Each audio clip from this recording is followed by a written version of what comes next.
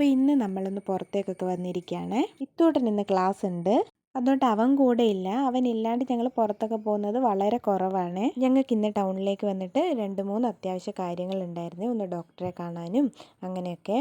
അങ്ങനെ ഞങ്ങളുടെ പരിപാടിയൊക്കെ കഴിഞ്ഞപ്പോഴത്തേക്ക് ഉച്ച കഴിഞ്ഞിട്ടുണ്ടായിരുന്നു. രാവിലെ ഒരു ലൈറ്റ് ബ്രേക്ക്ഫാസ്റ്റ് ആയിരുന്നതുകൊണ്ട് ഉച്ചയാവുന്നതിന് മുന്നേ തന്നെ വിശപ്പിൻ്റെ വെളി എത്തിയിട്ടുണ്ടായിരുന്നേ. ഞങ്ങളിപ്പോൾ ഹോട്ടൽ ഫുഡൊക്കെ കഴിക്കുന്നത് വല്ലപ്പോഴും മാത്രമാണ്.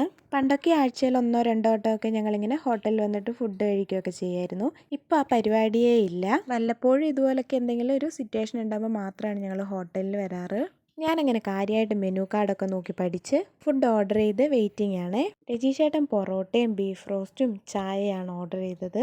എനിക്ക് ആകെ ഒരു കൺഫ്യൂഷൻ ആയിരുന്നു എന്താ ഓർഡർ ചെയ്യേണ്ടതെന്ന്. ഞാൻ ലാസ്റ്റ് അങ്ങനെ മന്തിയാണ് വാങ്ങിയത്, അൽഫാം മന്തി. മന്തിയുടെ കൂട്ടത്തിൽ നമുക്ക് സൈഡ് ഡിഷായിട്ട് പുതിനയില ചമ്മന്തി കിട്ടിയിട്ടുണ്ടായിരുന്നു. നല്ല അടിപൊളി ടേസ്റ്റ് ആയിരുന്നു അതിന്.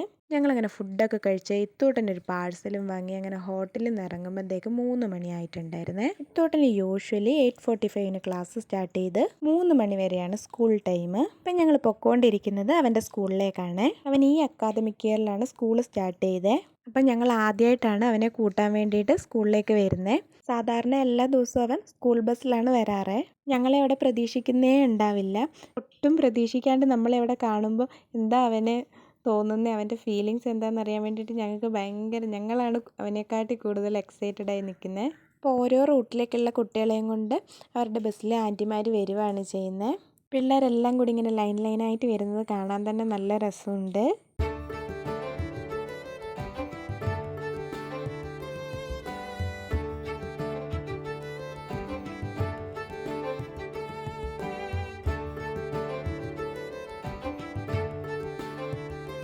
അപ്പോൾ എല്ലാവരും എൻ്റെ ചെറിയ വീഡിയോ ഒന്ന് കണ്ട് ലൈക്ക് ചെയ്ത് ചാനലൊന്ന് സബ്സ്ക്രൈബ് ചെയ്ത് സപ്പോർട്ട് ചെയ്യണേ.